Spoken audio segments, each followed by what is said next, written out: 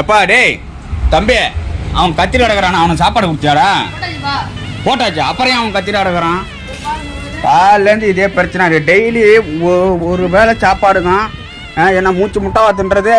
4 தோசை கொடுத்தாங்களாம்மா, சாப்பிட்டியா இல்லையாடா? சாப்பிட்ட அப்புறம் எதுக்கடா கத்துற? சாப்பிட்ட அப்புறம் எதுக்கு கத்துற? நீ என்னடா நினச்சிட்டு இருக்க? டெய்லி உன்னோட பெரிய பிரச்சனையா இருக்க. இன்னைக்கு வேலைக்கு போயிட்டு வேலை இல்லைன்னு திரும்பி வந்துவிட்டான். காலைல சாப்பிட்டியா இல்லையா நீனு? சொல்டா.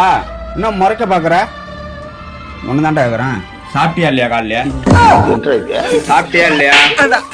சாப்பிட்டியா இல்லையா? வணக்கம்லாம் அப்புறம் போதும். உன் மரியாதையெல்லாம் உன்னோட மூஞ்சி மகரெல்லாம் உடச்சு விடுவான். காலைல சாப்பிட்டியாமா? சாப்பாடு தான் உனக்கு போட்டாச்சுல, அப்புறம் இருக்கிற உனக்கு தேவையில்லாத வேலை. 3 வேளை சாப்பாடு தான். உனக்கு என்ன 30 வேலையை போட்டுட்டா இருக்கு?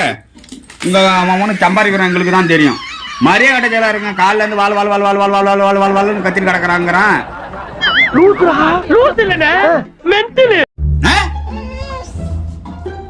அவ்வளோ வருமாங்க. 4 தோசை, 2 தோசை தான் அளவு சாப்பாடு சாப்பிடணும். அளவுக்கு அதிகமா சாப்பிட்டா சுகர் வந்துருங்கிறான்.